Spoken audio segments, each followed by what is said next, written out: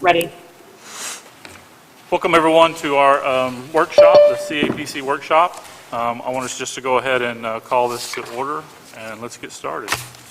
So the first thing that we have is we have Paradise is here via Zoom, and they're going to update us on our marketing plan, and they have a presentation for us as well. And of course, Patrick is the liaison to them, so I'm just going to turn it over to those guys. Hi. Kristen? Am I ready? I think we are. Awesome. Well, thank you all again. It's a pleasure to see at least the board again. I'm assuming there's people in the crowd, so hello. Nice to see you all again. So if you guys recall, just a couple weeks ago, we were there, a few weeks ago, feels like it was yesterday, and we had mentioned that we had changed our presentation just slightly to adapt to the needs at the time. And then on this meeting at the workshop, we were going to go ahead and present the in-depth details of our Q1, Q2 plan for Eureka Springs. So that's exactly what we're going to do. On our call today, I just want to introduce, we've got myself, Kristen, VP of Account Services. We've got Greg Reinhardt, he is our media strategist and planner. We've got Tara Tufo, our Group Director of Public Relations. We have Jenna Rogers, our Public Relations Director, and Cindy Marietta, our Director of Integrated Media. We covered the key research that we have been following. We covered some consumer segments on a super high level. We're actually going to dive a little bit deeper in that today. We talked about goals and strategies on a high level. What we didn't get into was the actual soup and nuts of the plan. We didn't get into our advertising plan, our PR plan. We had a little bit more information on the partner program ideas that we've had. We also didn't touch on measurement and KPIs. So we're going to touch on all of that. And then also our February trip recap. We took away some findings from that trip that I'd like to share with you all, and then some recommendations on how to proceed.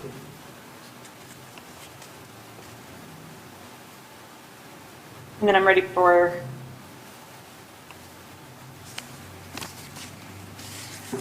Still got nothing coming. Yeah, it's not even showing that it's sent. It may be the Wi-Fi network is not liking what I'm doing. I'm going to save that to files. What's the email? Can I email it? Yeah, you could try that. EurekaSound@gmail. So I'm going to try emailing it again here, straight from my application. And I can drive the bus or email it. It's whatever everyone else.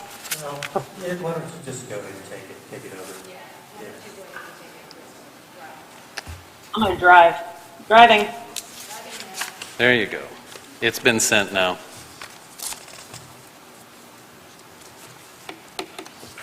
Okay, bear with.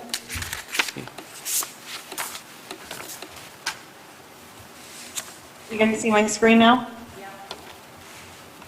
Okay, great. So just kind of already gave our little introduction. Here's what we're going to cover. I also just highlighted that. So I'm not going to get into everything that we talked about last week because I want to be conscious of everyone's time. And of course, if you have questions, we can move back through and address. So last meeting, we talked about our goals. We talked about situation challenges. We talked about the key trends, what we're seeing, and we're really using all of this research to guide our strategies and tactics that we're about to see. One thing I do want to stop on, though, is our geographic markets. I want to call attention to this, is just to remind everybody where we are targeting as we are going through this plan. Kansas City, Tulsa, Dallas-Fort Worth, Springfield, Little Rock, OKC, and St. Louis. Now, as of right now, the focus is not within the 2-hour drive radius. We are focusing outside of that. Discussions for an inside 2-hour drive radius marketing plan is in the works, though. In terms of strategy and messaging, we talked about developing an omni-channel approach. Again, that's what you're going to see. We talked about the really narrowing in and identifying the right target markets and the right audience segments so that we are utilizing the dollars efficiently. We talked about targeting the LGBTQ traveler with emphasis also in mountain biking. Also shifting to that younger audience. And of course, creative and awareness of all the great things there are to do in the destination. This is only for Q1, Q2. We will be addressing Q3, Q4 at a later time.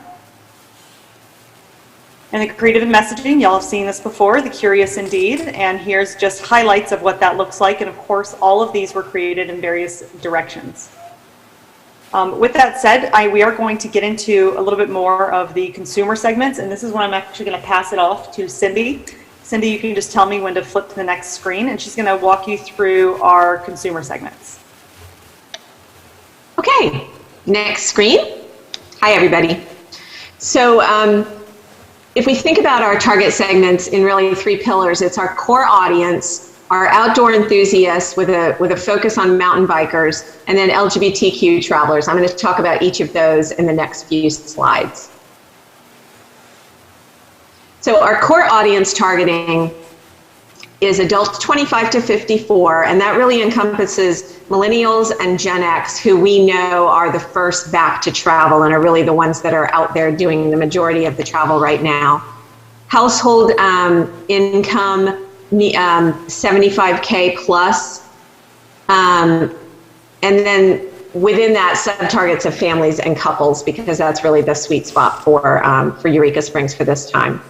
And then always the interest targeting that Greg does with all of his digital is people that have interests in outdoor, nature, ecotourism, arts and culture, history, heritage, culinary, dining, and then craft beer, spirits, and wine.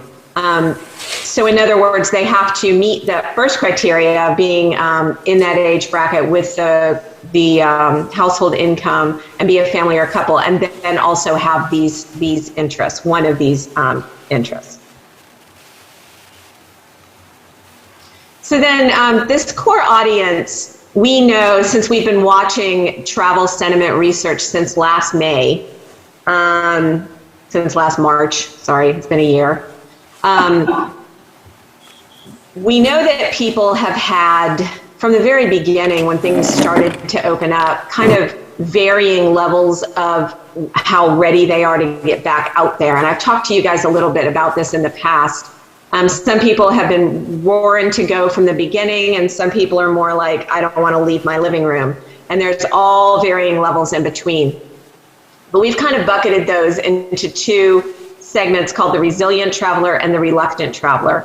And as we're continuing to look at the research moving into 2021, really nothing has changed. That is still very relevant. We're still seeing maybe about 1/3 of the audience that falls into that resilient traveler, that they are out there and traveling and open, but a lot of reluctance still. So with the resilient traveler, they're ready to travel, they're open, and they're actively looking, they're online, they're on all the OTAs looking. So for them, we have to target them in that lower funnel digital media, things like Expedia, for example, TripAdvisor. And then the reluctant traveler, because they're still hesitant, they need more reassurance. So we have to target them with media that we call inspirational and informational based media. So we have to show them pretty pictures and pretty video, and we have to give them a lot of information and content that's going to kind of guide them to make that decision to travel. So there's the 2 different ways that we talk to those different segments of readiness to travel. Now our LGBTQ segment, we have seen this all along, that they were the first to resume travel in 2020. We look at a lot of research from CMI, which is a leader in LGBTQ research. They were the first to resume travel in 2020, and that should continue into 2021. They have a high interest in drive travel with a willingness for longer road trips. The more recent update that they had done in October shows that 64% are willing to take a 5+ hour one-way drive. They have less interest in visiting the large cities, which is great for you guys, and the biggest percentage of them show interest in small town destinations and outdoor adventures. Again, perfect. Also, we see the LGBTQ traveler with shorter booking windows, like they're going to be traveling closer in to when they're actually starting to do the planning. And then we are putting a greater emphasis on LGBTQ couples and families as opposed to singles. And more of a focus on the millennials and the younger Gen X, just like we are with our core audience. And targeting equal across male and female LGBTQ. And that being said, the LGBTQ imagery will also be in all of the core targeting, right, Kristen? It's just a matter of us also putting some media focus on media that is specifically targeted to that audience. And now the outdoor enthusiasts with a primary focus on mountain biking for obvious reasons, and then secondary trail hiking and all the other outdoor activities that you have to offer. And again, just like with the LGBTQ, this is strongly targeted across all the core efforts. So when Greg is doing his media buys on his digital media buys, he's always asking for those interests. He's always targeting people with all of those interests. But now he's going to be putting some media that's specifically focused on that outdoor enthusiast as well. Next slide. So the media plan, the overview is that the campaign is going to start in March and go through towards the end of June. And that will impact March through July. Remember, we said that we're seeing short booking windows. So it's going to pretty much impact in March, even though we're starting in March, but it should have that forward equity into July. And then, as Kristen had mentioned, we're going to evaluate the Q3 and Q4 as we get farther into the Q2 because things are just changing too rapidly in this year.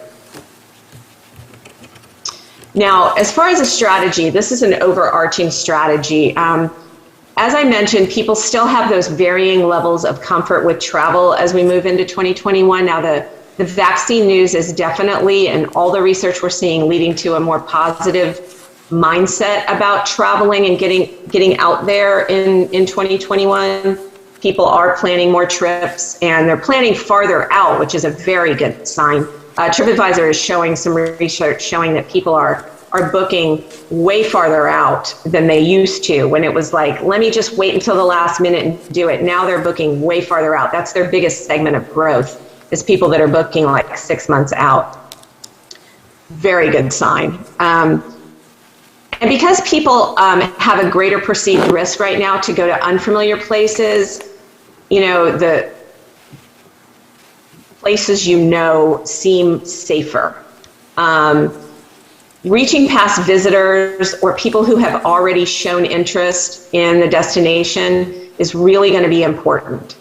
It was towards the end of 2020, and it remains that way in 2021. So what that means in media is that we're going to have a high importance on retargeting.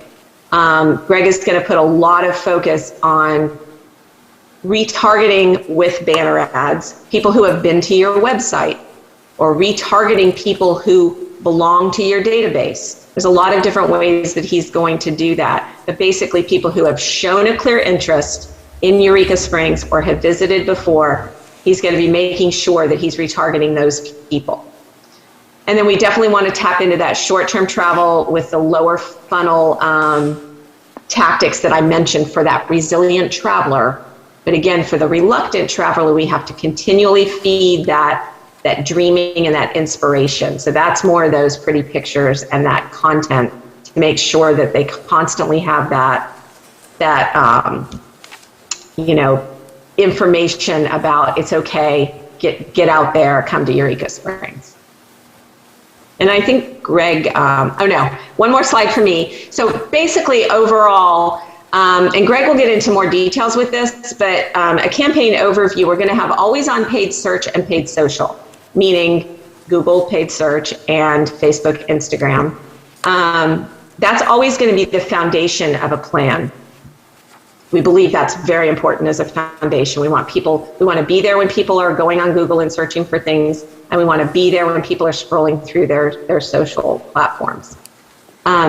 Conquest targeting is very important because maybe, and what I mean by that is competitive targeting. So maybe Eureka Springs is not like the very first thing that might come to mind. Maybe somebody is looking for Hot Springs or Branson or something else. we want to make sure that when they're looking for a competitor, we're going to show them Eureka Springs and maybe we can conquest them over to you. That's extremely important in 2021 because some of the research we're seeing is telling us that people are putting way more emphasis on obsessing over the planning of their trips because they've been waiting and waiting and waiting and waiting for this big family trip. And so they are like going to spend way more time and go on way more sites and do a lot more research than they used to in the past. So that competitive targeting becomes so much more important than it's ever even been before.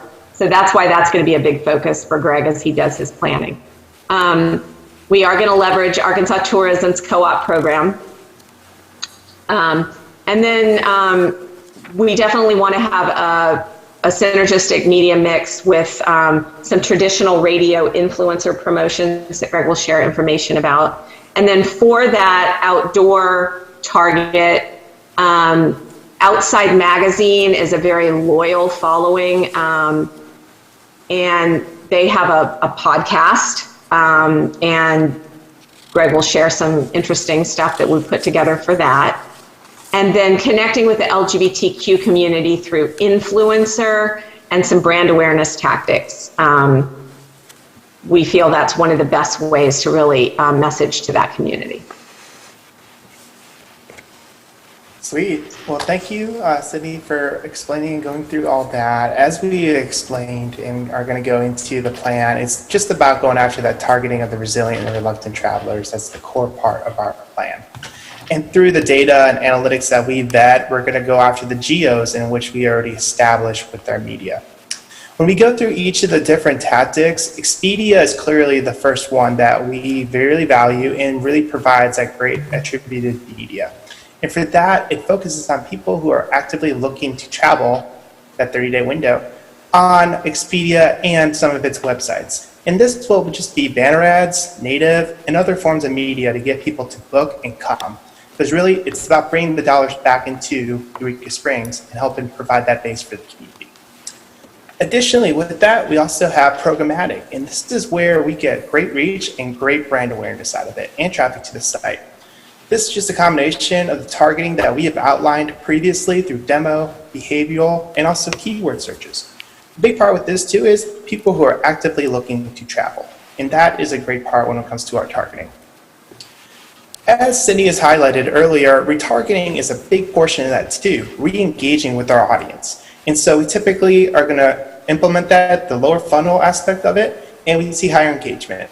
But with this, people will be targeted with like great inspirational imagery and really get them to think about Eureka Springs with display, video, and native. Another portion that's really becoming more key as we make our way into 2021, that's streaming. That's your over-the-box OTT. And we're going to continue to invest in that because we continue to see that's been a great reluctant avenue for people who watch video and who access their content. So that would just be running ads on platforms such as HGTV, TNT, Hallmark, and etc. Next slide, please. The other portion of the plan that's really key as well is paid search. This is the text ads that will run on Google when people are searching for Eureka Springs. That might be bike trails, rides, arts and culture, culinary, and any other things that might be really of interest for Eureka Springs. As well, when it comes to co-ops for Arkansas tourism, we have a great opportunity when it comes to an email placement for that as well, which is going to be titled Lesser Known Parts of Arkansas. And so that's really complemented for Eureka Springs, being the great Curious Indeed location. And so for that, we have a placement that's going to be part of the top of the newsletter. And through this, it's by people who have qualified opt-in to have requested information from Arkansas Tourism. This includes image and copy, and this will drive straight to the website. And the big important part of this entire media plan is the influencer tactic itself. We're going to have, with this, we're going to be able to target the reluctant traveler in regional markets with the radio promotion. Bobby Bones, for instance, has been one of our key drivers when it comes to raising that awareness for Eureka Springs. Also, Outside Magazine, that awesome opportunity to promote on the podcast. And finally, Passport Magazine's Ask a Local LGBTQ-focused article. For this, the timing will be within the March to June. Next slide, please.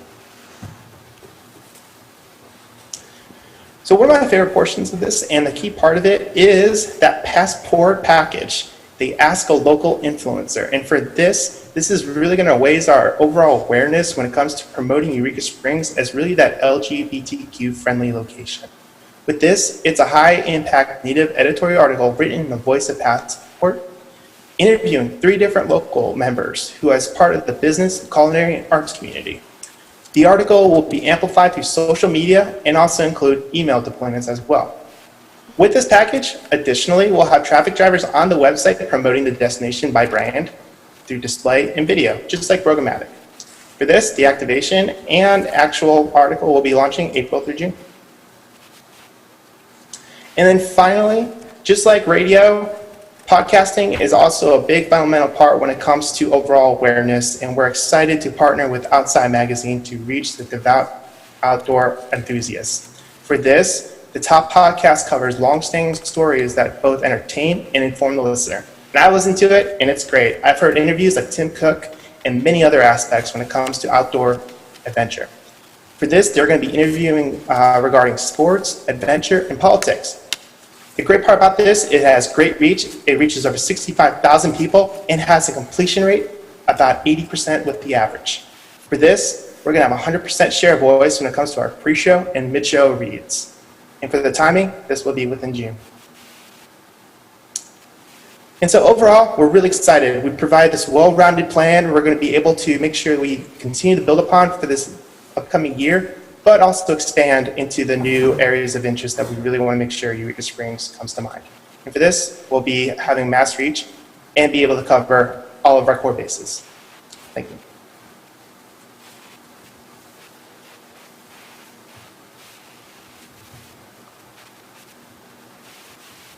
Sarah, I think this is you. We're now into PR.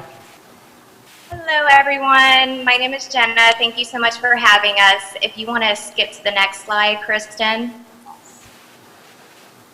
So this is a very broad overview of what we already are and will be doing, and then we'll be getting into the strategies on the next slide.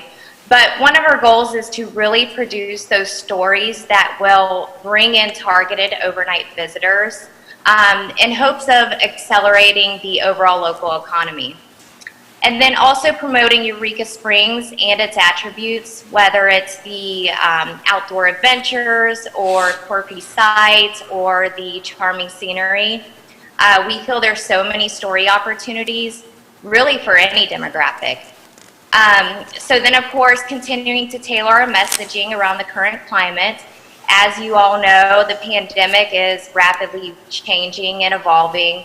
So we're ensuring that our messaging is very sensitive and aligned with the landscape of the media. And then we also want to make sure we're aligning our efforts with the integrated marketing campaign. That way, all of our initiatives will be more of an amplifying platform that will help bring in those targeted visitors. And some of you might recall in our last presentation, we put a lot of emphasis in discussions with the different stakeholders in the destination, but also in the presentation itself, about highly focusing on true integration cross-platform. So again, this is one of the ways that we're going to be able to do that. PR is a great avenue to be able to tap into, also social. We can also tap into email, website, everything. Yep. Next page. And then we're going to continue to position Eureka Springs as a unique and welcoming destination for all age groups and walks of life.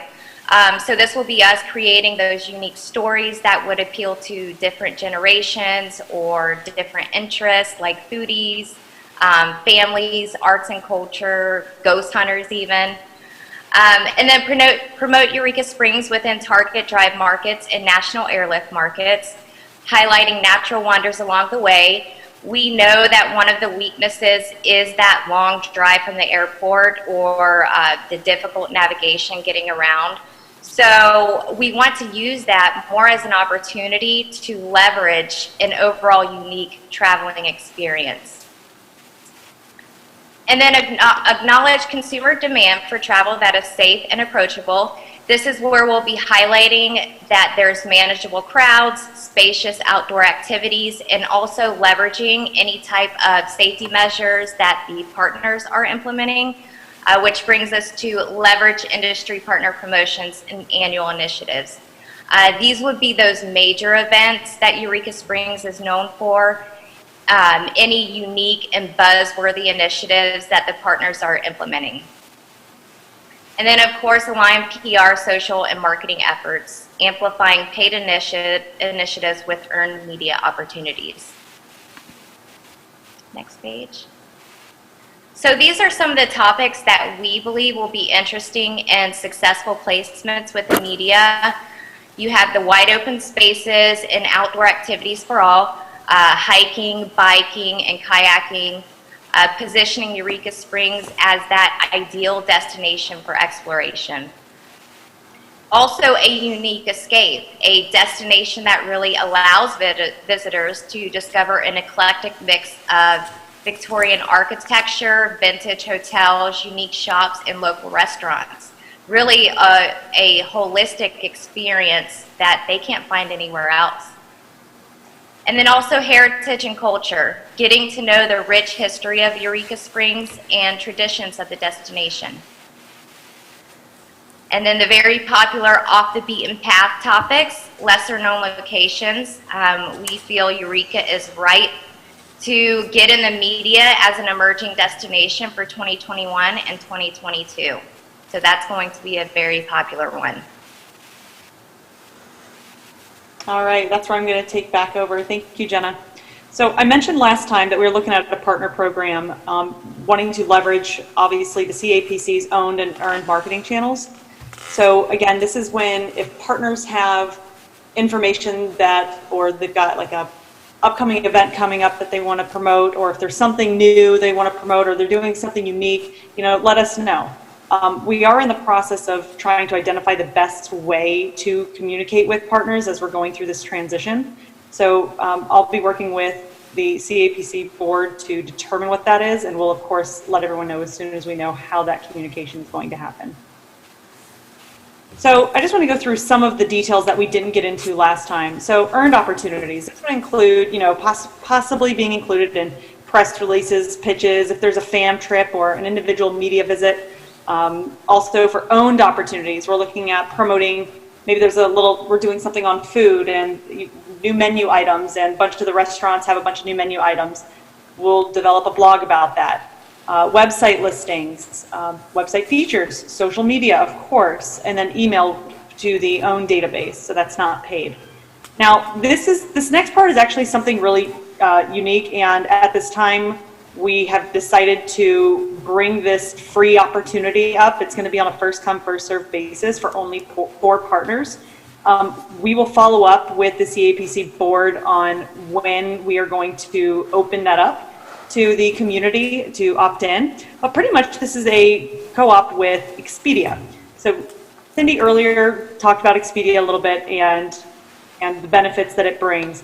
And so pretty much what we are able to do is, in addition to targeting people while they're searching on Expedia, we have a Eureka Springs page. They've got their own landing page within Expedia. And you can kind of see a picture of that over here to the right. It has a little bit of introduction about Eureka Springs, has your logo, we can include a video, and then also you see these little boxes down here. These allow us, this is where we can feature content, whether that's partners, feature a partner in here, whether that's feature a blog, whether we want to push them out to a different page.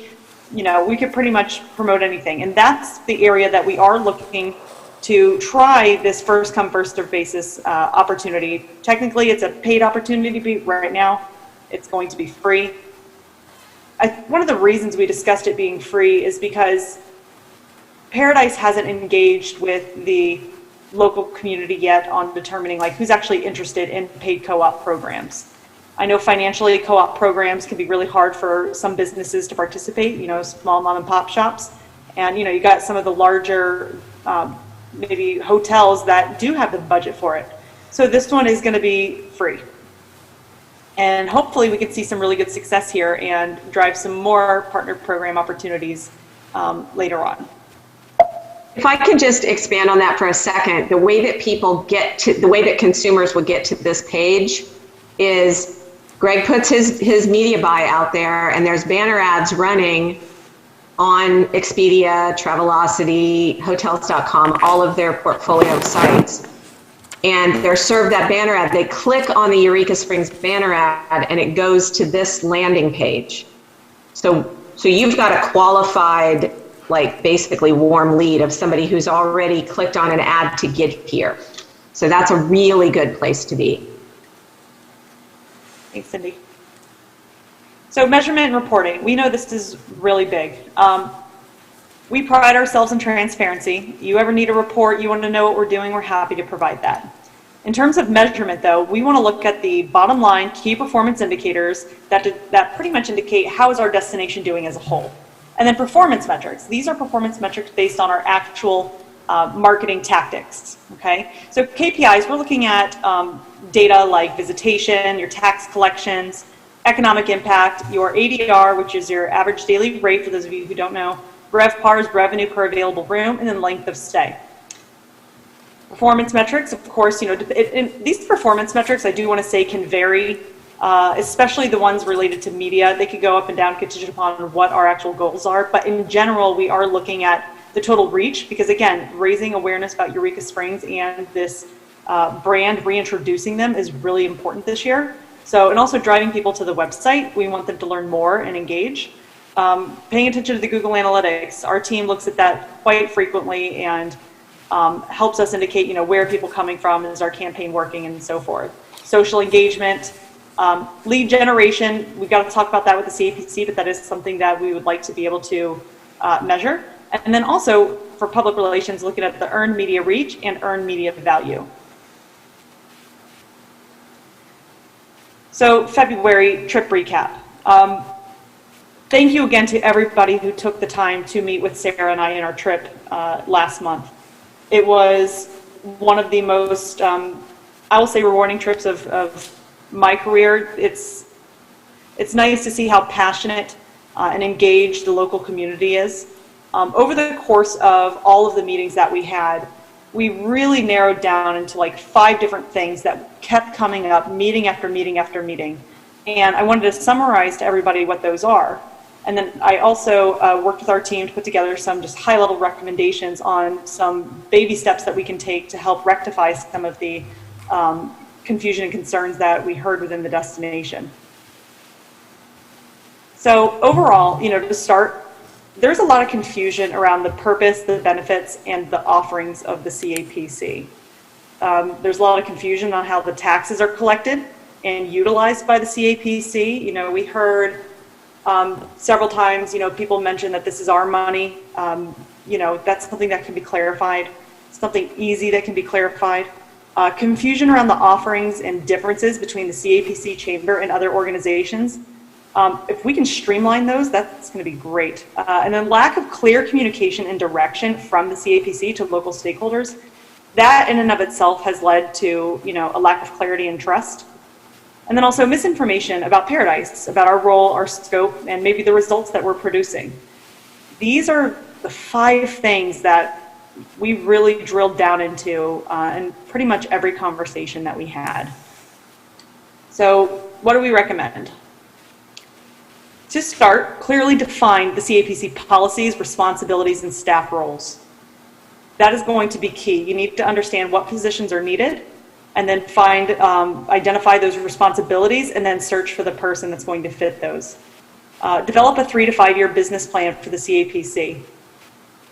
Y'all are ripe for this. So again, defining the roles and responsibilities, not just of the staff, as mentioned above, but also collaborating with local partners like the chamber, the transit, Parks and Rec, your local merchant groups, finding out who does what, who's responsible for what, and how can you guys work together so that you're not stepping on each other's toes or are working in tandem versus going in separate directions, or using your marketing dollars more efficiently. So having one organization produce, for example, the visitor guide, not 2, and kind of streamlining that. Also enhancing the partner programs and ultimately creating transparency, collaboration, accountability, and cooperation amongst all the stakeholders.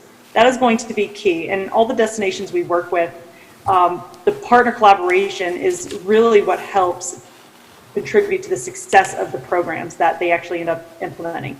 What I touched on before a few slides ago, that's just skimming the surface. There's so much more we could be doing, but we have to start somewhere. And then also redefining, I'll say, it says define vision and mission statements. I've seen a few float around since I've worked with you all. I recommend clearly defining what those vision and mission statements are. So as a whole, these are the recommendations on how to move forward. I think this is a great starting point, and you guys are in such a great position to really just overhaul, redo, and have a fresh start. Turn of a new leaf, I believe, is the term I was using in the meetings with everyone. And with that, it concludes our presentation. We really appreciate the opportunity to come back and actually dive into the plan. The plan is really important to present for everybody to understand. You know, last time we just touched on the high levels, but again, drilled down into what we're actually doing and where and what.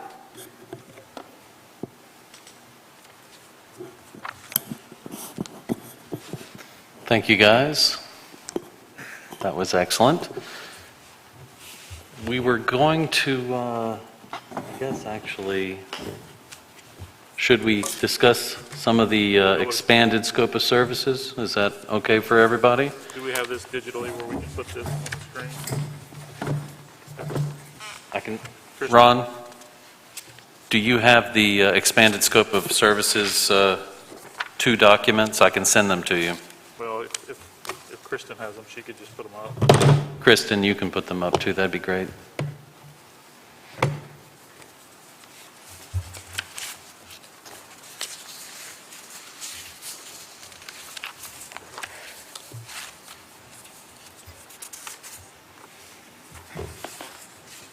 There we are. Thank you. So we've been discussing with Kristen and Sarah the expanded scope of services that will include more of a regional advertising marketing services, a strategic plan for that area, social media, website work, possibility of adding a partner program, and a additional time spent on not only the websites but the blogs, and of course this entire regional advertising campaign as seen on the next page.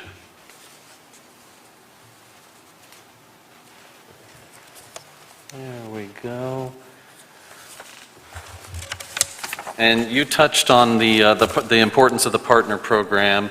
I had brought some questions about the Banwango program. So I asked for them to actually provide 2 different budgets so that we could discuss that in this workshop today. You'll see on the second page the partner program Banwango. It is a service that creates unique experiences that are customized to the destination and their tourism stakeholders. Opportunity that presents a visitor with a tangible product and or crafted experience. The only reason that I brought some attention to that and discussing it with Kristen and Sarah, they clarified quite a bit on this, but one of my concerns was that it really was going to require some boots on the ground. And really, I'm okay with going with the Banwango. I think it's a great service, and it's something that we're going to need if we're going to follow through with their in their presentation when they discussed the need for the partner program. It's just that it's going to require a commitment on our part as well. And that's something that we're just going to have to discuss. If we can all come to agreement that someone here or multiple people on this commission are going to need to take some boots on the ground responsibility to help out to make this work, it's worth the money spent. If there isn't anyone here in Eureka to help follow through, then it's not worth the money. So that's what we have to decide later tonight. Does anyone have any questions about the scope?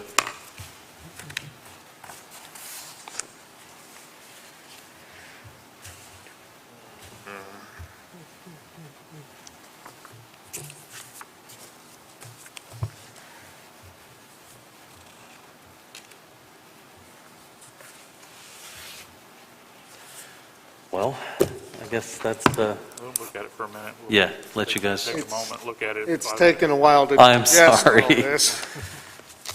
I've been involved in this all week long. We've, multiple emails and phone calls, so it's, Kristen, are you still there? Kristen. Someone say, I can hear Patrick. Did Hey. someone else say, yes, I'm here. Will you ask her just to kind of go through each one of these for us? Kristen, would you mind if you walk through some of these and explain them the way that you're so good at, you did with me and helped me out so much? Let's start with the one that does include the band Wango. That does include Van Wingo or does It, not? it does. Okay, great. So let me bring that one up on my screen so I can follow along.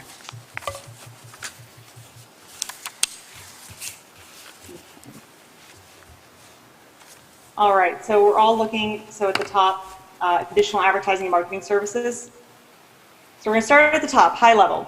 So the first one up here is pretty much covers all of the time dedicated towards strategy, research, plan development, KPI alignment, ongoing plan refinements. I mentioned in the last meeting that we had to pivot the strategy like 5 times within a 4-week period. All of that time is covered in that advertising and marketing services fee. We have, as Patrick mentioned, ongoing communication with CAPC staff, so it covers everything like that. Budget planning, management, if we have to communicate with a vendor, and so forth. The next one, annual content strategic plan. So this is that plan that a few of you on the board and maybe a few of you in the crowd actually got to see a glimpse of. This is that big spreadsheet integrated marketing communications plan that that shows all of the content development that we're going to be doing for social media, public relations. That takes a lot of time to create, and that's a one-time fee that's not ongoing, but we create it once at the beginning of the year. And it has, and of course it will be updated throughout the year. Things come up, but ultimately the initial development, that's what that covers.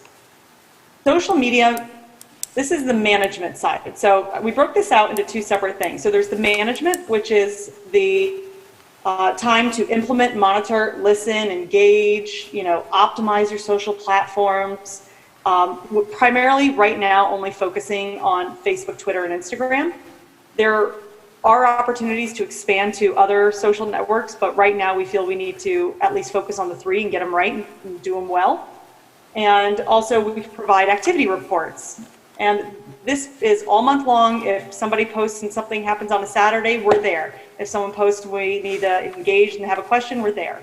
If we don't know an answer, we get with the CAPC staff or Patrick and we get an answer and respond. Now the social content development, that's separate.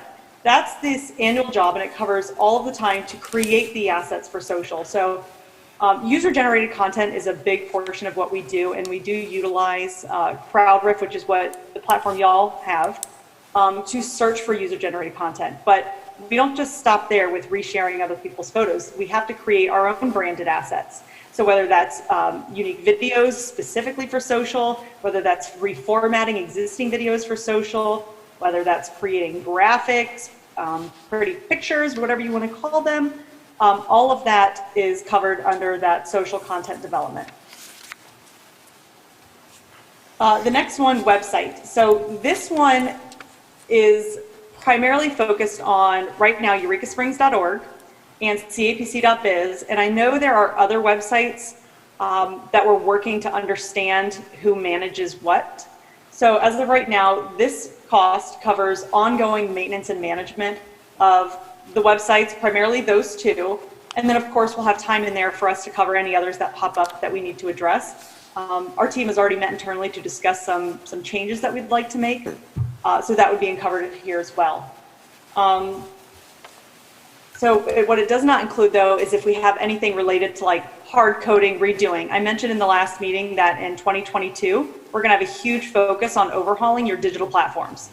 That will be done then. We don't feel it's worth the investment now to truly rehaul anything. However, there are some minor tweaks that we do recommend that we feel can make some bigger differences. Blogs. Okay, blogs are going to be big. Blogs, we need to start providing content. You know, even Cindy mentioned before, people are searching now more than ever where they want to go. And that's not just for taking trips, like vacations, you know, driving somewhere or flying. That's also day trips. Blogs are such an easy and excellent way to provide informational and engaging content with your users, and it's shareable. Also, those blogs can be reformatted, and actually vice versa, with pitches that or press releases that Jenna creates. So there's a lot of opportunity to cross-promote on the different platforms. The partner program, Bandwango. So we had talked about wanting to generate, the reason that this one came up is we were talking about how do we generate weekday visitors. And we had talked about workcations and staycations, but also work and learn programs. We could work with Bandwango to create a program that encourages midweek stays. This fee also includes, if we want to include 10 other programs, it's pretty much countless however many programs we want to use, all for that flat rate. We could create a beer trail. We could create a springs trail. All of this can be turned into content.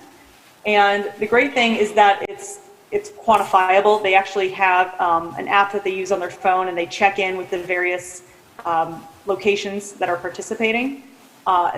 That allows us to provide quantifiable results. Now, if you guys want more detail about Bandwango, probably going to have to get the rep involved, but I'm happy to do that. And then the regional advertising campaign. Okay, this is what I was teasing, I guess, a little bit earlier. So this is that campaign that we've talked about so many times, targeting within the 2-hour drive radius, or the corridors as we know it. So Bentonville, Rogers, Fayetteville, etc. Pretty much 2-hour drive radius within. And this is promoting weekday travelers, day trips, dining. A whole strategy will need to be developed for this, and that strategy is covered in the fee that I mentioned in the very beginning. And then, of course, we're going to have to create assets for the regional campaign. Right now, we have assets that we're using in our out-of-market campaigns, but we're going to need to create new assets, new ads, new videos to cater to the strategy and the messaging that we're going to be pushing out to the region. So that covers everything with Bandwango. And then, of course, Patrick, there was another one that's the same exact thing, just minus Bandwango. Thank you, Kristen. That's excellent. What I'm excited about is, and from listening to people too, is getting social media, getting a handle on it. Original content is our best bet as far as organic goes. I mean, paid social media is one thing, but when it comes to the organics, the day-to-day, making posts, but not too many, you know, things that actually matter to people, a window into the world of Eureka. That's what social media can provide. We have a great community here, and a lot of them utilize Facebook to find out information. And if we're not using that properly, then it's a problem, not a solution. So I'm excited about that. And also, I think that we have some opportunity with this in the budget for the websites, not only with eurekasprings.org, but also CAPC.biz. I realize we're not going to make major changes, but I think we can make minor tweaks that can really help inform the public. Because during some of the meetings with you guys when you were in town and listening to other people, I have this fear that a lot of people do not quite fully understand what we are trying to accomplish up here. And I think that the best way to do that is just to talk to people, inform, communicate, have a resource for people to find out this information. And that's something that we can very easily add to CAPC.biz website. If anyone has questions, we can lead them there. It needs to be more informative. So I think that that could actually fall in line with the amount of hours that you've got to spend there. Those are minor tweaks. Hey, Patrick, do you mind if I add in on that? Sure. So one of the things that we're discussing with CAPC.biz in the partner program, something immediate change that would really provide, I think, the community some ongoing, more information, right? What are the opportunities? How can we get involved? How can you help promote us, and how can we help promote you? Adding a simple section on there with the co-op opportunities that lists, here's pretty much our content plan. And on the high level, we provide the strategy. You guys, the community, by you guys, can see what are we promoting during which quarters, what are we promoting during that month. And, you know, if you see that 1 month we're promoting outdoor adventure, or we're promoting specifically breweries, a brewery in the destination might say, hey, you know what? I'm going to provide them some new information on a new product that we're going to be launching next month, or a deal that we have going on. I'm going to reach out to them and I'm going to give them that information. That, I think, will also help streamline the ability to identify marketing opportunities for the partners. I agree. That sounds great. You guys have any questions for Kristen? I'm going to let them go unless we have questions prepared directly. No one? Okay. We're gonna let you guys go. Thank you. Thank you. Thank you, guys. Appreciate you. No, it's later there than it is here. So we have this proposal here. If we went with Van Wango, it's an additional $232,800. So that's a lot of money. So I asked Rick if we could afford it, and so we've kind of put together, or when I say we, Rick has put together a plan to show us how we could pay for this. And so, Rick, do you mind coming up, and then we can look over this budget, and then we'll talk briefly about the grants, and then we'll go into our meeting because we're running out of time. Sure. Originally, I had the first plan that was $220,000 without the Van Wango. There's not a lot of difference as far as how we come up with that amount, because I actually came up with a little bit extra. If you look in your packet there should be a budget sheet that has two columns on it. The first column is our original budget that was passed. The second column is where we would tend to make the adjustments to cover this extra cost. Of course, most of it's coming out of salaries and payroll, as well as events, and some out of group travel as well. Basically, those three categories. Marketing support shows zeroed out, but we were looking at a marketing support grant program, which is also funded within this, down there under the special events category.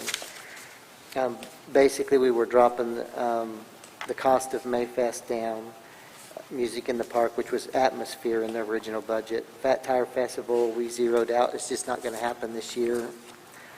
Folk Festival, we dropped from $60,000 to $20,000 because our promoter that's bringing our shows into the odd agreed that he would provide shows in the auditorium on his back rather than on ours, which takes a burden off of us financially. Of course, Drumming in the Park is not going to happen until the second part of the summer. It'll basically be three months that would happen. And then we zeroed out the auditorium shows because, again, the promoter is already booking hard the end of the year to reschedule shows that we had to cancel, and as well as some new ones.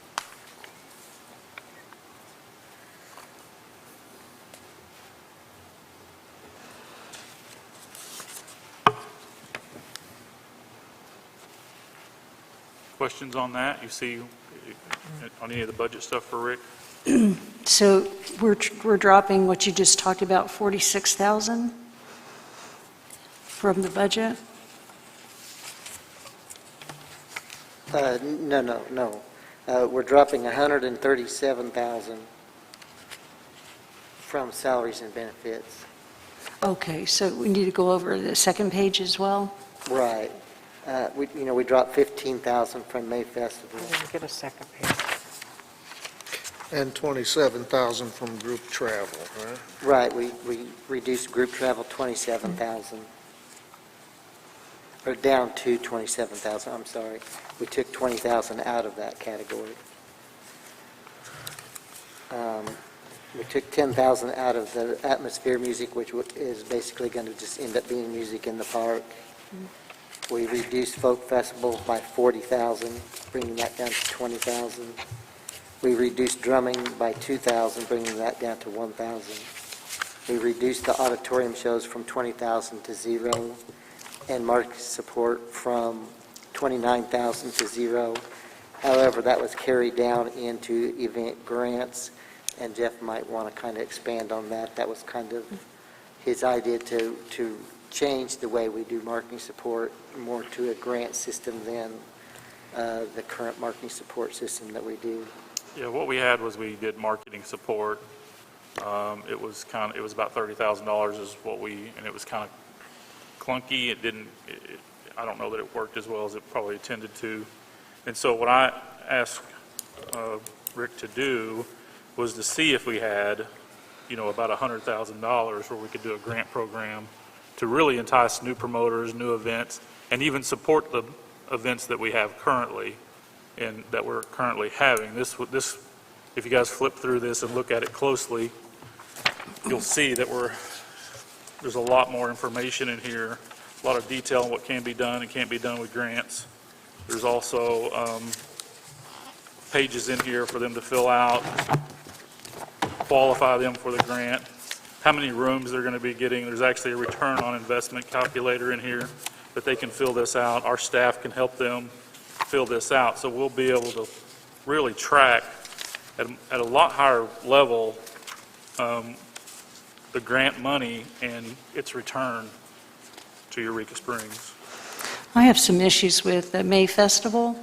Number one, we fought very hard to try to keep $25,000 in the budget at the end of the year last year. We also pay artists for their work, so a lot of the money that goes into May Festival actually ends up going out as salaries for people, which is money, and they're local. Yeah, this is hugely important, May Festival. The arts is hugely important to the community and to us. And what I would like to recommend is that we actually have Sandy Martin come back in and kind of give us an update so that we really know what they're going to need. Right. Because right now we don't really know exactly what they're going to need. And so I know we reduced that number down, but we probably need to get clarification on where they're at with Well, and going forward, if COVID indeed is, if we have herd immunity perhaps earlier than we anticipated, maybe by the summer, Yeah. I think Sandy said they might actually do 2 events, and 10,000 is just simply not enough. We could always move some of that out of grant money and give them a grant for the festival. So, Okay. yeah. But all of this is, obviously, we've not approved any of this, and so however you guys want to do this grant money, this may be too much.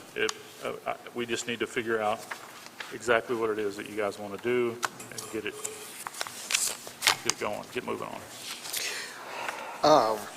There's a whole lot to digest here. Yes. And I think we need to just digest all this stuff and discuss it at our next meeting. Unless somebody, I'm not saying that I'm opposed to the budget change. I'm just saying that what we just heard from them, something about the free clicks for some of the smaller businesses because they can't afford to pay it, and that's limited to 4. Well, perhaps we can find out what it costs for that click, and we can do a rotation with some money to help some of the smaller people that are collectors to get put on that page. That's just one of the things that comes to mind when trying to digest all this. Yeah. I'd like to know, Rick, before we meet again, on the salaries and benefits, what exactly is that going to cover, and what are those people going to be doing? Okay, I actually misspoke when I said we were taking 137 out of there. We were actually deducting 140. And that's leaving in my salary, Karen's salary, and the new tourism director's salary. Of course, the tourism director probably isn't going to be hired for the next 3 or 4 months, probably, just from what we went through the last time to find the right person. So that would be 3 salaries. 3 salaries. How about phones? What's happening there? Are we not going to have a front? Yeah, Karen's still there. So she's going to be doing that as well as group travel? Right. Okay. And right now, she's only got 2 shows Okay. scheduled for group travel this year, so that's why that budget was decreased. They're doing a lot of it virtual. Okay. So, Thank you. Well, I hesitate forging ahead with this budget, not knowing what the responsibilities of who we intend to hire as a tourism director and what of this $220,000 that the tourism director could be doing in-house. So, I mean, if all of this money's being spent there, we don't need a tourism director. Because what is that person going to do? If we haven't defined their responsibilities, will they be doing some of these things that are listed here on this $220,000 proposed addition to the budget? So I think we're getting ahead of ourselves here. And I do think we need to define what the responsibilities of the person we intend on hiring X number of months out. What are their responsibilities? What could they be doing in this strategic plan? Obviously some things. Let me make a suggestion. We've kind of run out of our workshop time. I would recommend we take a break and we go into our meeting, and then we can, because I have the tourism director on our meeting. So we're going to take a break. The AV guys have asked that we give them a quick break, restroom break. We'll come back in about 5 or 6 minutes and start our regular meeting. Then we can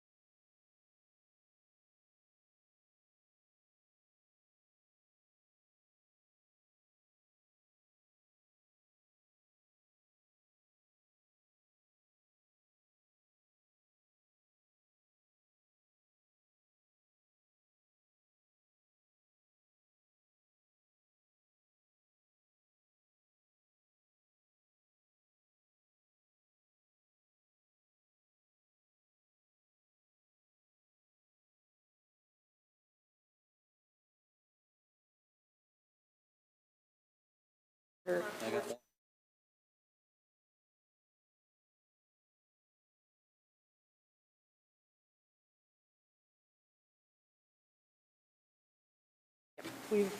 very grateful, yeah. Okay, thank you guys for staying, and welcome to those who have just come in. I'd like to call our meeting to order for the City Advertising and Promotion Commission, March 10th, 6 p.m. Carol, will you do the roll, please? Bobby? Here? Harry? I'm here. Melissa? I'm here.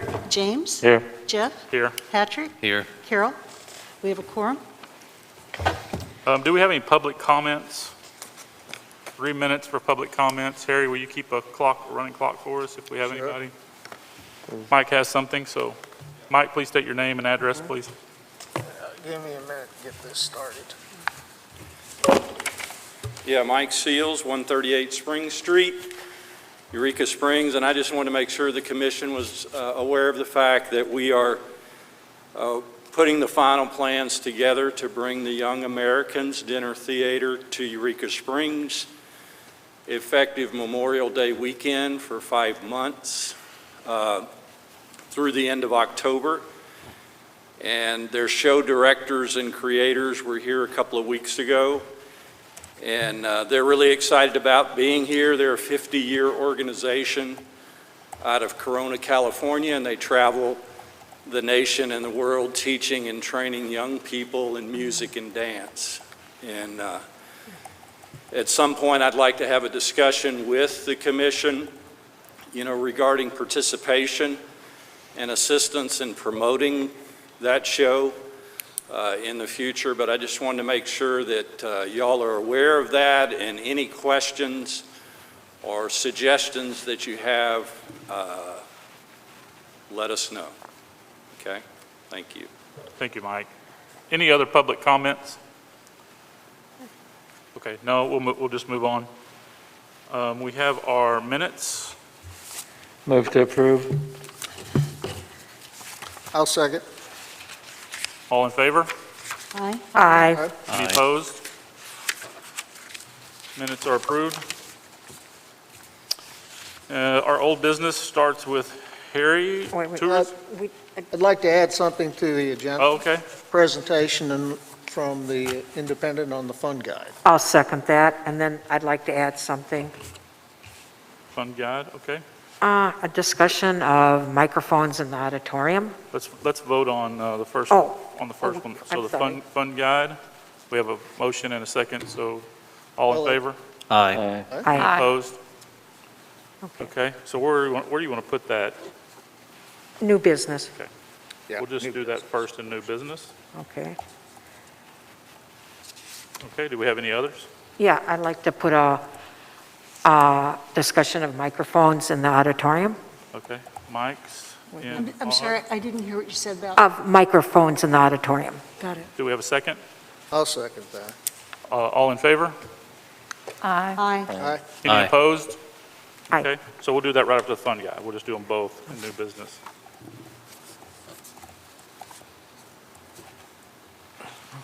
Anything else? Okay, so old business, we're still talking about the tourism director. Harry, do you have an update for us on that? We may have an intern for the summer. I'll be hearing more Monday. I may be going over there to visit them over at the university, but we may have somebody who's getting their bachelor's degree, and they're going on in the fall for their master's, so. So And it's in advertising. are you talking about a temporary top? Right, And then, Summer intern. right? summer intern.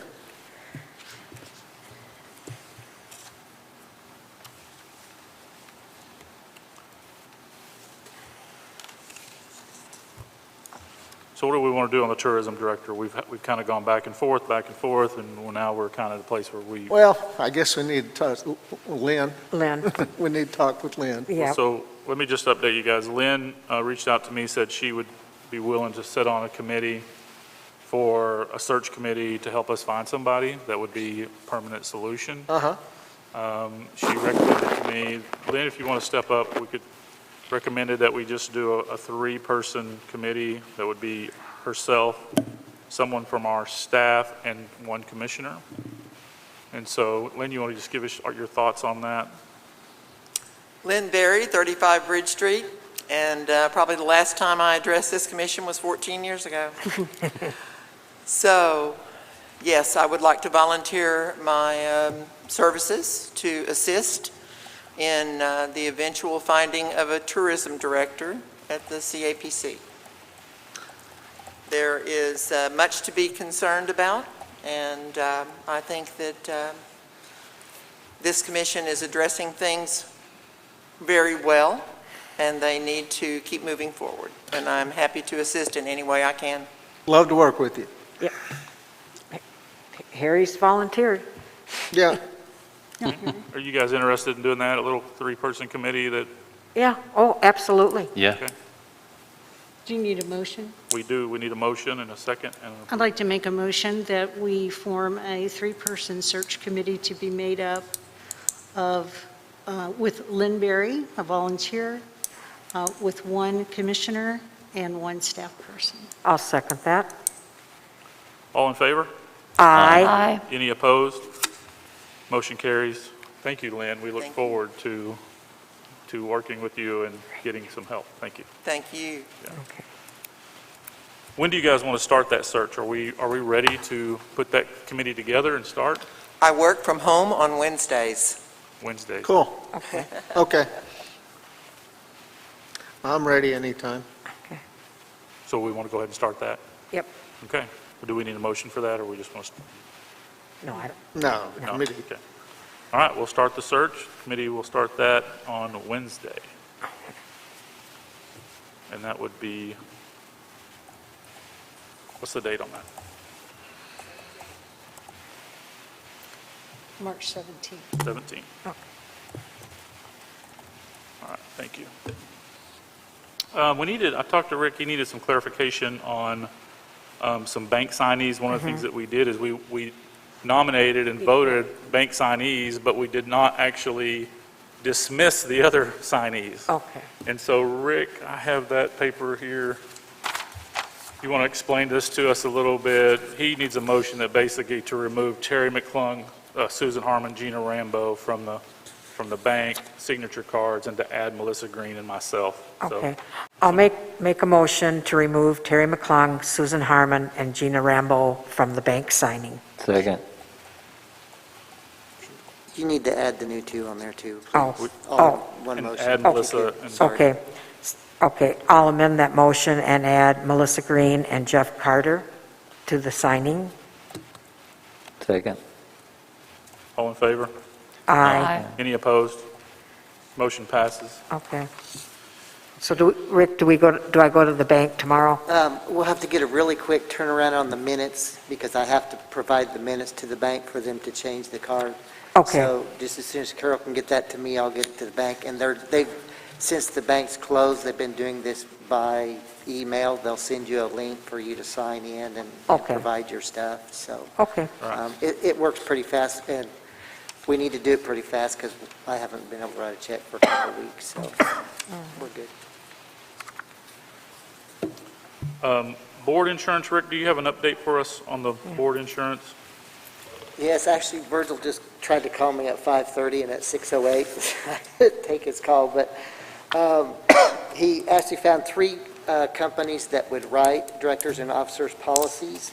He said a lot of them quit writing them during the COVID last year because a lot of boards were getting into trouble changing stuff due to COVID, spur of the moment. But he said there's also another option to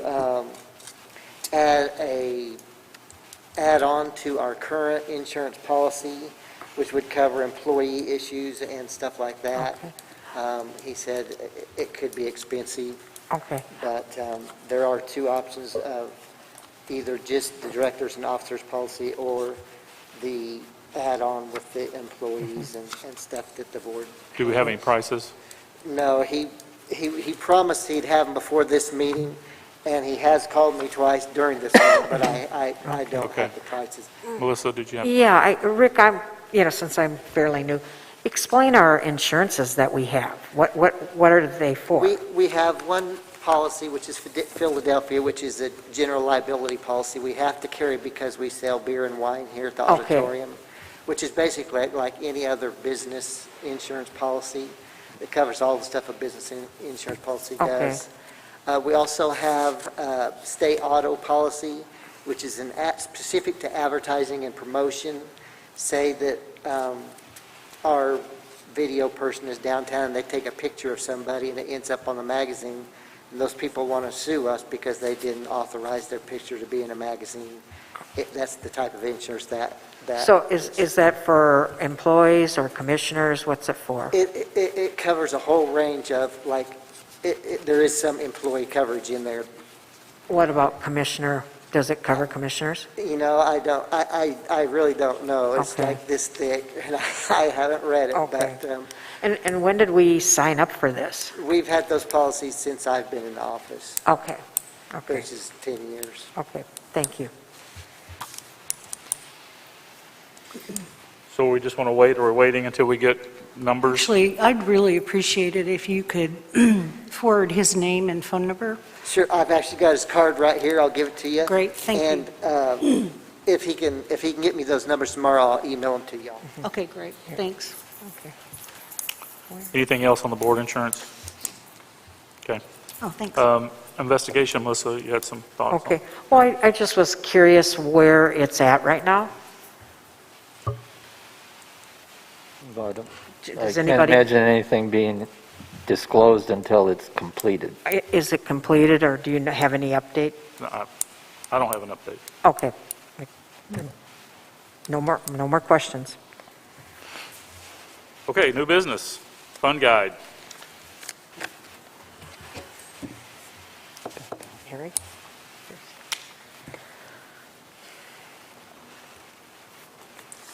Thank you.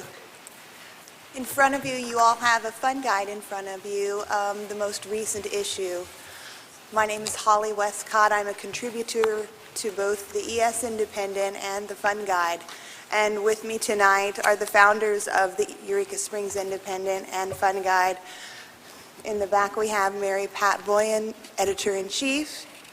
And we also have Perlinda Pettigrew, our graphic designer and amazing artist.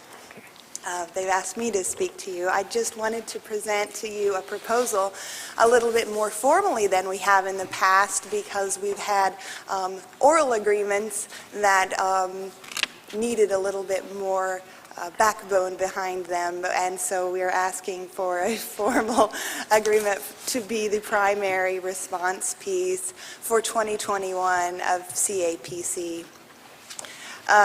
The contributions that we're giving Paradise, exceed $750,000. So we're asking for 5% of what we give them. It doesn't have to be their portion, but I think we're asking for very little, as you can see.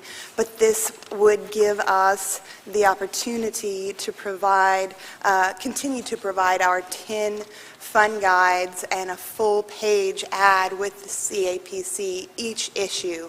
We've been doing this for 9 years now. We are completely and 100% produced locally here in Eureka Springs, and we're really excited about partnering with Paradise and contributing to the consistent messaging and branding created by Paradise.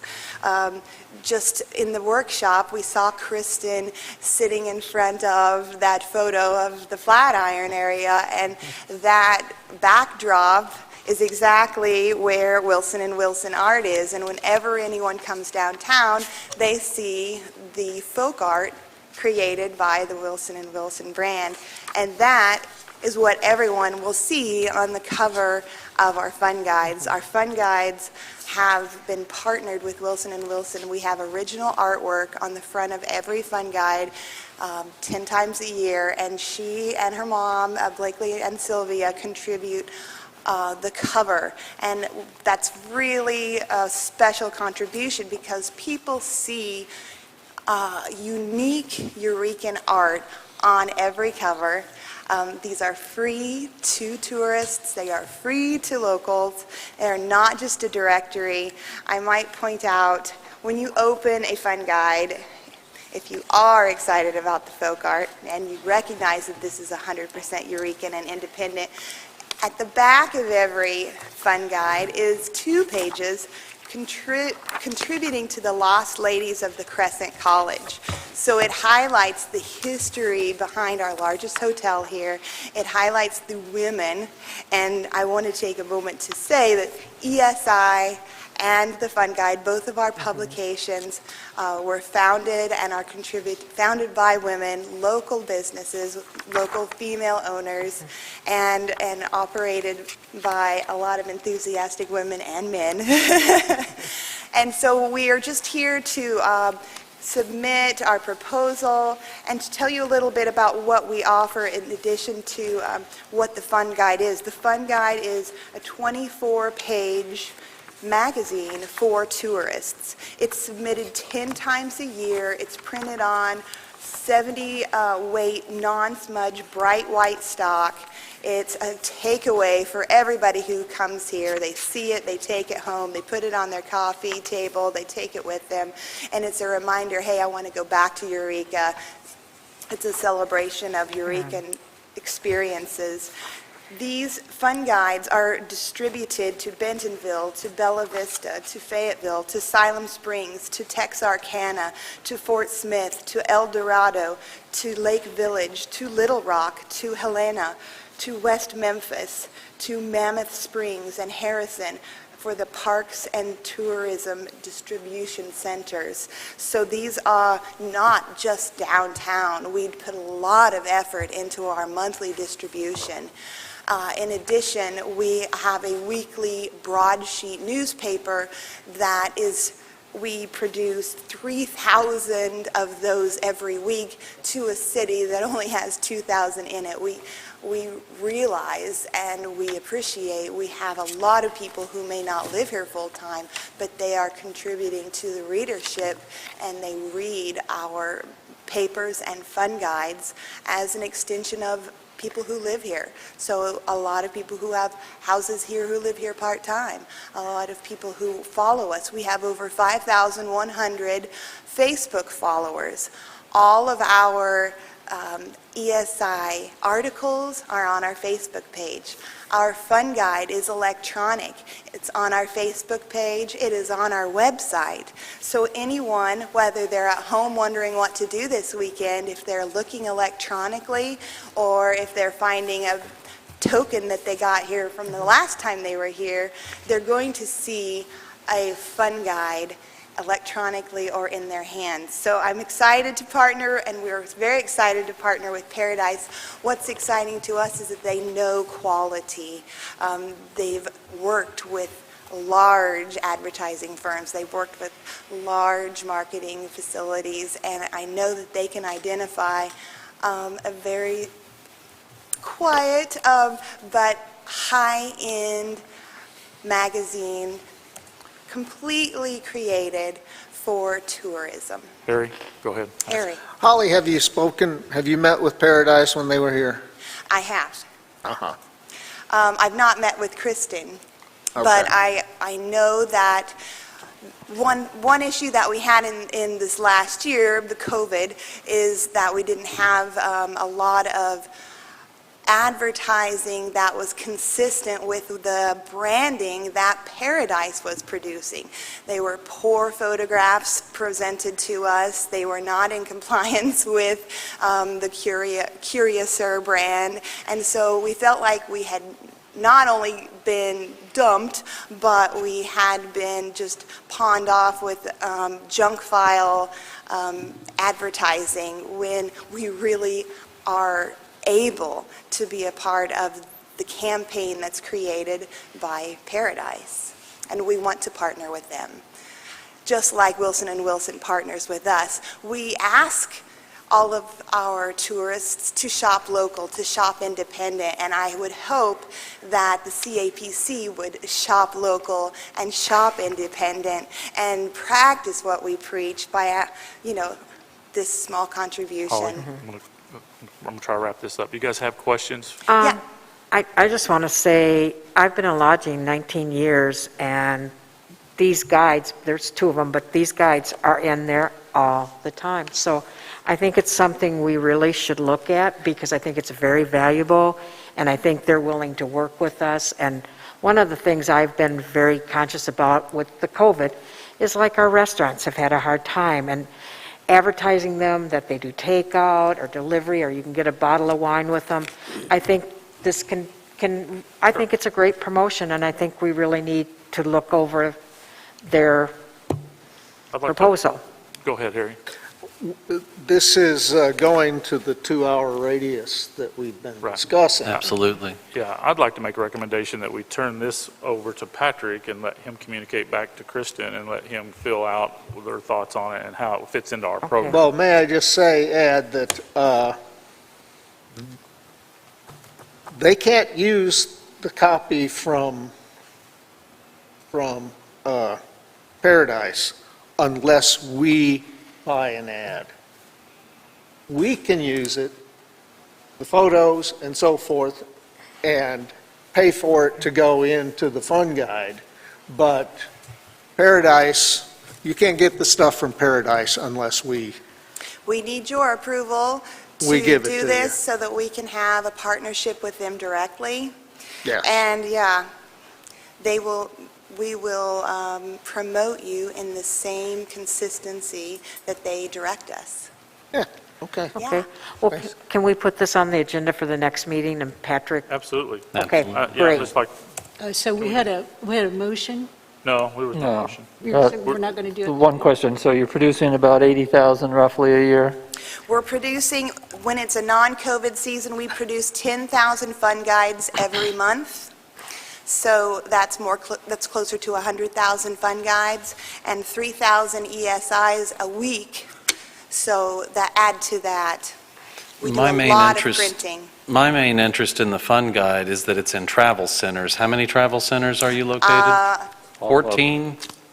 14. Yeah, that's what I thought. 13. Yeah. And that's very important, because this is a book that, just as Melissa said, is in every single one of, we're in lodging as well. Right. It's in every single one of our rooms. We place them, but often we'll go back in and we'll find a copy's missing and a copy's been placed, and it's weird. It's Yeah. just, we use the map in the middle for a lot of our guests. Right. This is a nice resource. We're very happy about that, but what intrigues me the most is because of our regional advertising needs, being in travel centers is very important. Exactly. Crystal Bridges advertises with us, Bentonville Mazium, and so they see the contributions that we're making to the travel centers, and they're capitalizing on it, which we hope you will do. We will discuss. Yes. I will talk to Kristen at Paradise and Okay. coordinate, and if I have any questions, is it okay if I Yes. send them to you? Yes, thank you. Is that okay for you guys if I communicate Oh, with yeah. her? Absolutely. Outside of this? Okay. Oh, go through me. I can, You have you know. something to say? Yeah, Hold on. I'm also curious how they're displayed at the tourism centers, because that's been a point of contention over the last 25 years. What we're seeing is that they're gone by the time we're there, and the travel center supervisors are saying we need more, and we actually need printing costs to help with that. So they're displayed in the way that they're getting used quickly. So we don't know how they're displayed, they're just disappearing. In the past, We you would have to ask for a travel guide on Eureka Springs, which they had under the desk, which they'd bring you up. In the travel centers that we take them directly ourselves to Little Rock, and Little Rock takes them to the smaller travel centers all over. So we are kind of under their direction on how they want to Okay, display I'd be them, curious but how the they're Little displayed, Rock- so if yeah. somebody can find that out. Yeah, I'll add it to my All right. list. Thank you. We'll We got to, go ahead.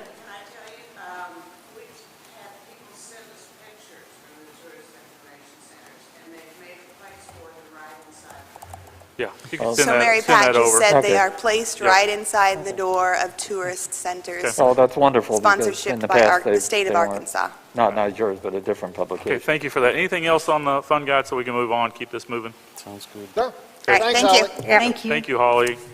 Microphones in the auditorium. Melissa, what's your thoughts there? Well, a lot of the stuff that's been in our executive sessions has leaked out, so I'm wondering, is there a bug down there? and someone mentioned to me that they were very concerned that in our auditorium lobby, there are cameras and microphones. Now, cameras I understand, but microphones in a lobby where you can hear what people are saying, it just feels like a breach of privacy to me. Rick, do we have what do we have here? Maybe this is the wrong question. What do we have for security? Are we recording anything? We do have cameras in the lobby, and there is a camera in the office that points at the time clock, which is off Okay. now because we don't have any employees. But no microphones? No microphone. Okay. So it's video only? Video. Okay. Excuse me, the camera in the office, where is that located?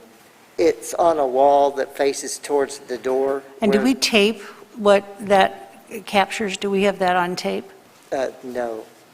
That camera isn't functioning because we don't have any employees.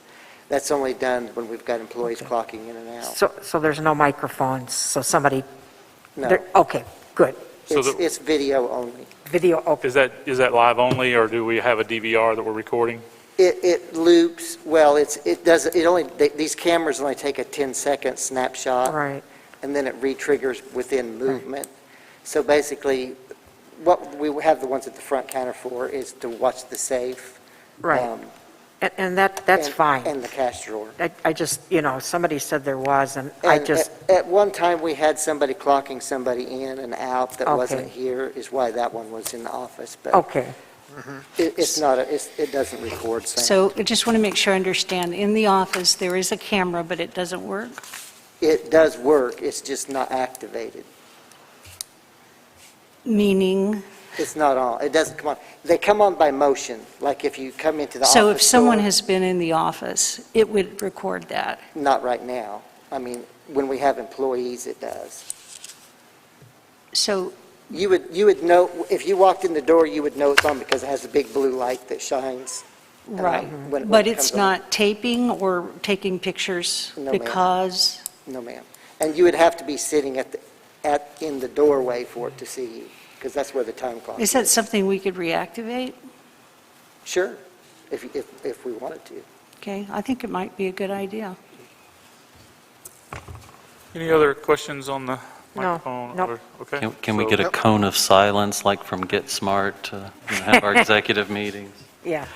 Okay, so new business, I have on here this Paradise, this new plan that Patrick presented. Thoughts? Let me just give you maybe just my thoughts. Is currently right now we don't have anyone doing social media. We don't have anyone updating our website. We're in a position that's not favorable for us, and so we need to have a plan. And I understand this is a lot, but we need to have a plan as quickly as possible to get all those things. We're in our season, starting this week, and we really need to move as fast as we can. I'd definitely like to, real quick, very quickly on this. The reason, the Band Wango thing, it's another one of those situations. The exact situation we're in right now is the fact that our social media is dwindling, at least organically. And we're not doing any paid really outside of the outside the regional 2-hour drive. That's all Paradise is doing. This would include more local regional things, Northwest Arkansas Corridor. These are the things, Instagram, we don't know if we have Pinterest or if we have other social medias right now. We're still looking into that. It's vitally important that we get some kind of social media. It's more important than any of the other stuff on here, really, is the social media and the regional advertising campaign. If we could just take those, that'd be great. This is the scope of project that they have provided us because these are the resources that they need to provide all of these services. We do need the other things. I'm not a big fan of a la carte, just picking and plucking, because I've had clients of mine do that when I own my own design companies.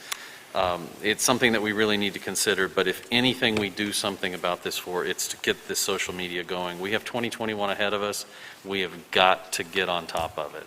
So thoughts, questions, Melissa? Well, mine is, I'm not against this, but I think it's going to coincide with the kind of employee, because it really sounds like they'll be doing a big portion. So I would like to ask, since we kind of made a motion for one employee, I still would like Patrick to be involved, if that's okay, if he will, because I think if we were to consider this and do this, I think that's a big part of the employee, and it's going to define the kind of employee we want to get. In for a penny, in for a pound, is Yeah. what I've always said, so. I'd like to make a motion that we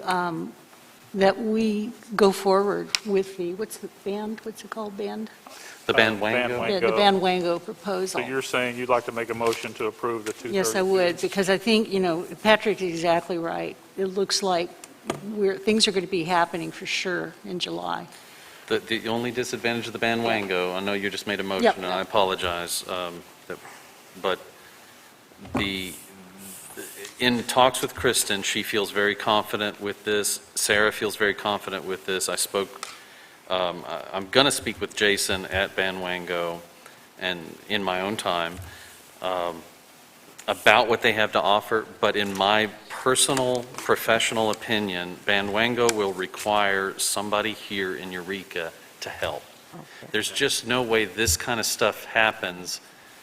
They can tell you their company line all they want of how amazing their service is, but their service will not be amazing unless someone here is helping send them information about stakeholders, about people that are going to be involved in the partner program. That is my main concern about spending this Let money. me ask you a question. How quick could we get this online? Because obviously there's a lot of We're talking legwork. July.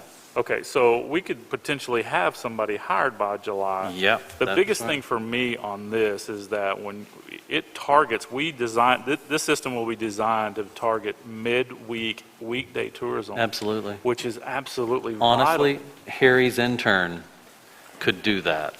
Oh, perfect. Okay. That is something this does not require a tourism director.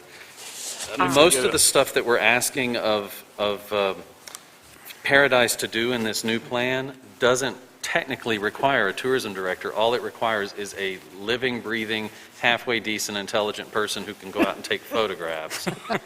Because they can't be here 24/7 like we are. We see stuff so quick. We live here, we love this town, we know what's going on, and we can get out there and take pictures and provide content. It needs to be someone on staff that is independent in that sense, that they're not focusing on one business, but all of Eureka. That's the most important. So do we have a second? Hey, I'll second that. Okay, so we have a second. Let's do a roll call Well, vote. so let's have some You discussion. want to Yeah. discuss it some more? Okay, As Harry said, this is a lot to digest, it is. and I'm not ready to vote on $235,000 232,800. when we've all raised questions about this tonight. So I don't see where postponing this until our next meeting is going to be a disaster. A majority of the money is being spent on the regional advertising campaign. Bobby had a question. Sorry, Bobby. And- So I was wanting Carol to clarify, I thought she was making a motion just to do Band Wango. No, I was. You're for making a motion to do the larger- whole $232,800 package. Correct. Well, I have to say, I feel like James, I don't feel like I have enough information to make an intelligent vote on that much money tonight, just being presented with it, an hour ago. Melissa? I would say I like a little time to digest it, and could, we maybe call a special meeting to decide, give us time to go over it. If we're going to do it, I think we need to get on it right away, and sometimes waiting 2 weeks is a long time.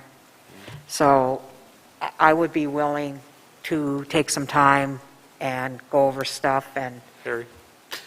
I must say that the people at Paradise have said that any one of us can reach out to them at any time. So perhaps I can withdraw my second, perhaps let everybody go home, digest this stuff, they can contact the folks at Paradise and get a little better handle on it. What do you say about that? And I'll withdraw my motion then. Okay. So would you guys like me to assist you guys in scheduling some time with them? You guys want to reach out to them directly so that everyone can get time with Kristen? I'll reach out myself. I can do that too. And do you guys want to have a special meeting in a week to Yeah, try to do this, or would Sooner the you, better. so that we can, or do you want to wait 2 weeks? No. A week is fine with me. Okay. to say I will not be here next week, so I will reach out to them myself. Okay. Okay. Okay. And then I think we probably should do the same thing, the grant program, something I think we probably you guys want to take a look at. Yeah. Right. And we can probably take this to our next meeting. Okay, that sounds And great. go over it in detail. It still needs input from you guys. So go through it real closely. Anything that you want to change or you want to see added or taken away, we can do that. We can also tailor this. We can decide to give some funds specifically for weekday travel grants, or we can do grants that are, for maybe January or for December when we need more tourism. Okay.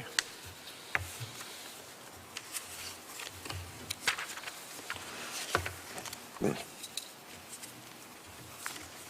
already went over the budget, so we don't need to do that. Did anybody have anything on the budget? I have it on here for our next new business, but. Well, I thought there was somebody was going to bring up the May Festival. office space. We don't have it on the agenda for this, but I can put it on the agenda for our next meeting. Yeah, we need to have that on the Okay. agenda. And you're talking about the current space, office space for the CAPC. Would you like to have a rundown of what that costs us per year? What is it that you're looking for, so I can make sure you have that? Yeah, or, look for options. Okay. Do we need that much space? Can we use space here in the auditorium? Okay.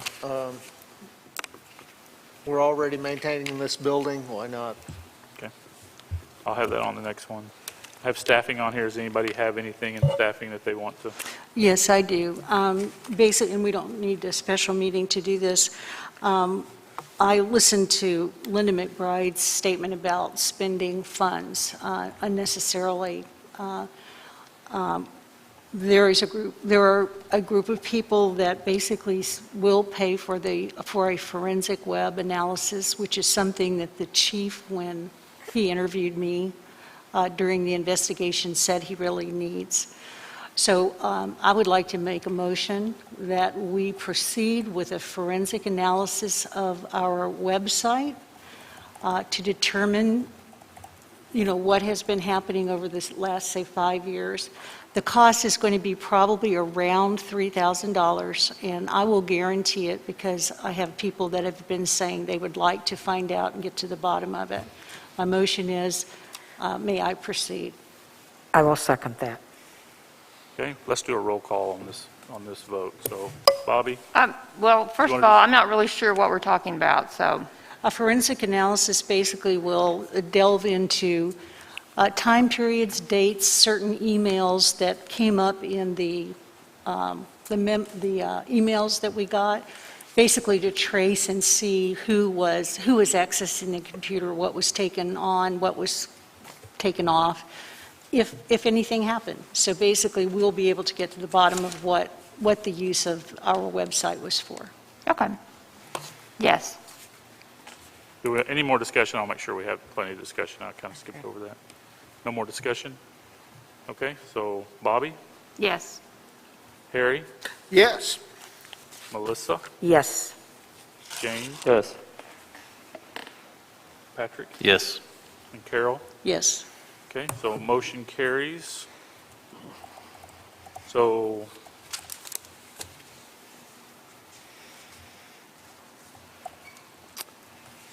who's going to take over? Who's going to be responsible to, do we want to get a volunteer from one of the commissioners to oversee this? I'd be happy to do it. Okay. Carol it is. Do we need a motion for that, or are we okay to? Let's make a motion. Okay. Well, we just voted on allowing her to do it, so. Get the money. Yeah. Okay. So, okay. All right. Carol, I'll put that on there for you to report in the next Okay. meeting. Thank you. Okay, anything else under staffing? No. Okay. Commissioner comments? Bobby? No. Harry? When I first got elected to this commission, There seemed to be some surprises in town. I suppose there've been some people that were on the commission for a long time. But the next council meeting, Rick came and actually told us all that we had conducted that election wrong. It was done exactly. For convention facilities and support facilities for said convention facilities. Since 2001, we've spent $25 million advertising the city of Eureka Springs, and as I said before, we don't have anything to show for it. Interest rates started to move last week. They've been at all-time lows. Now's the time to be thinking about investing in the city. I see that the tide is risen against me on this one. Approximately for what you're going to spend for the additional amount of advertising, you could finance a bond for approximately $5 million over 20 years to build a parking facility to support this auditorium and all the merchants in this community that pay that collect the taxes to allow us to spend that money. I just feel that we're missing the best opportunity in 20-some years to do this. If my restaurant sells, I'll be out of here. So, it's unfortunate that we're not focusing on what the role of the CAPC is, what we can do with the money that we collect. It looks like we're going to spend it all on advertising again, and hopefully that was spent in a judicious way to support the communities. It dilutes our advertising dollars when people can't find a place to park. Basically, we just as well have a sign up at the top of Plainer Hill that says Eureka's full, no more tourists, please. Go somewhere else. I know when I was in Italy traveling, I wanted to go see this one walled city. You couldn't get within a mile of it. But I knew where there was another walled city that we just drove right up to and parked. It was very convenient. We're not convenient. We turn away probably more tourists than a lot of cities would die to have. So we can go on spending the money on advertising dollars and hope that we've been effective in that, but we will continue to have nothing to show. Like I said, since 2001, we've spent $25 million. And outside of a couple of computers, a couple of desks, and a few chairs, that's all we have. Personally, I feel we have a responsibility to the city that allows us to do this. And what are we giving back to that city? We have a lot of people in this community that wonder what the hell we're doing in the first place with their money. I guess it's the collected money. So I'm just a little disappointed that, we're moving in another direction and this is going to be left on the wayside. It was first brought up in 1972 when the A&P was enacted, because one of the ways we could spend the money would be to build a convention center or to build the support facilities, of which a parking facility is one. We have a great location just a little over a half a block from here that's already half owned by the city, ideally located. But without support from the community, I don't see support from this commission. We're going to continue to do the same things we've done over and over and over and over every year, year after year after year after year, never looking at what the scope of the CAPC is, what tools that we have at our disposal. We just continue to do the same thing year in, year out, because each of us has been dropped at this point, and we try to do the best we can with what we have before us. But we very seldom look at the big picture, look at the tools that are in our toolbox. We choose to use the advertising tool over and over and over and over and over. I'm just a little saddened that we're going to miss an opportunity because bond rates are just going to keep going up. They started going up last week.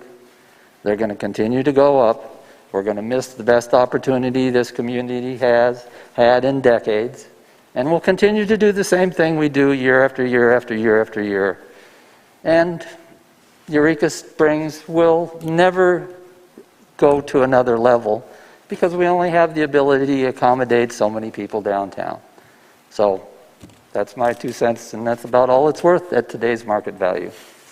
Thank you. Patrick? No, I'm good. Carol? The Rowdy Beaver is one of our most successful tax collectors, and any personal statement or partial statement quoted in the local paper as made by me should not reflect negatively in any way on this establishment. So a motion. Move to adjourn? Second. All in favor? Aye. Any opposed? Have a great night. Thank you all for coming. Thank you.